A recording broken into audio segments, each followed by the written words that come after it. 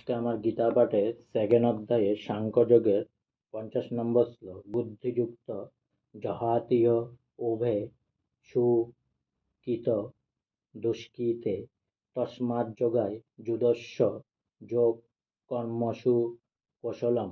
বুদ্ধিযুক্ত মানে যিনি ভগবানের সেবায় যুক্ত, জহাতি মানে মুক্ত হতে পারে, ইহ মানে এই জীবনে, উভে মানে উভয়, সুকৃত দুষ্কৃতে মানে পুণ্য ও পাপ, তস্মাৎ মানে সেই জন্য, যোগায় মানে নিষ্কাম কর্মযোগের জন্য, যুজস্ত মানে যুক্ত হও, যোগ মানে কৃষ্ণ ভক্তি, কর্মসু মানে সমস্ত কর্মের, কৌশলম মানে কৌশল, অনুবাদ মানে যিনি ভগভক্তির অনুশীলন করেন তিনি এই জীবনের পাপ ও পুণ্য উভয় থেকে মুক্ত হন।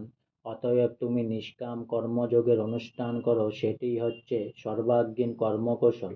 তাৎপর্য: শরণাতীত কাল ধরে প্রতিটি জীব তার শুভ অশুভ কর্মের ফল সঞ্চয় করছে।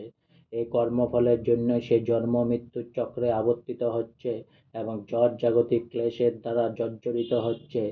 অজ্ঞতার অন্ধকারে আচ্ছন্ন হয়ে পড়ার ফলেই জীব তার স্বরূপ ভুলে গেছে।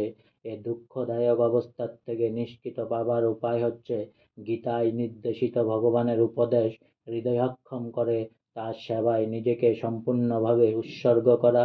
তাহলে আমাদের অজ্ঞতার আবরণ উন্মোচিত হবে এবং জন্ম জন্মান্তরের কর্ম ও কর্মফলের শৃঙ্খলায়িত শাস্তিভোগের কবল থেকে আমরা মুক্ত হতে পারব।